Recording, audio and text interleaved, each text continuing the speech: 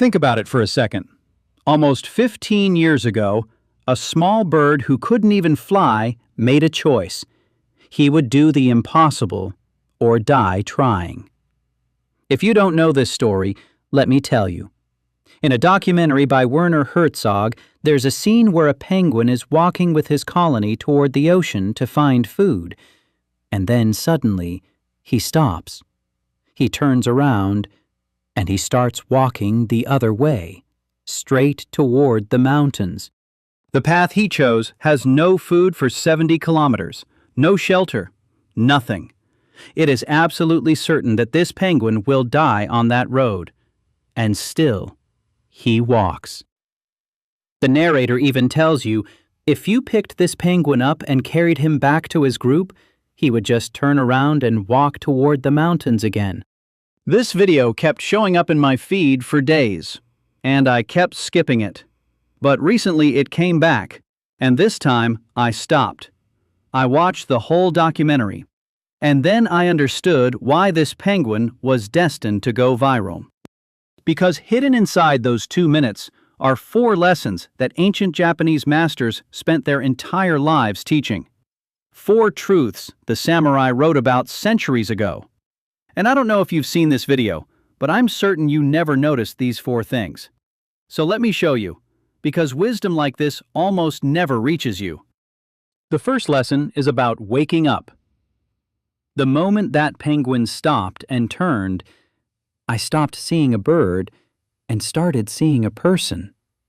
Someone who did everything society asked of him, got married, had kids, made money, followed every rule, and still felt empty inside. The Japanese have a word for that emptiness. Munashisa. The hollowness that comes from living someone else's life. And that penguin reached the moment the samurai called Satori.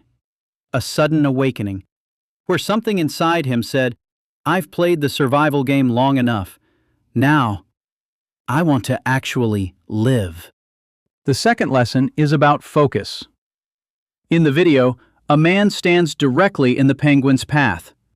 The penguin doesn't stop, doesn't argue, doesn't even look at him.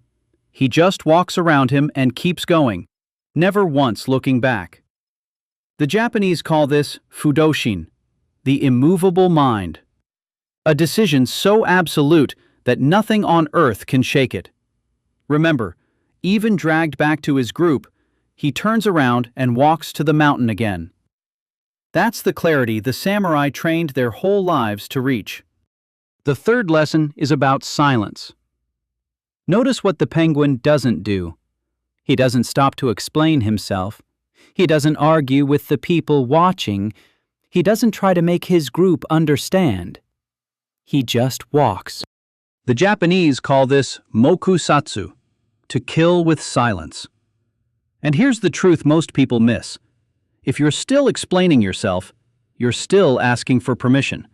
And that means the decision isn't finished inside you yet. That penguin gives no one the chance to talk him out of it. His silence says more than any words ever could.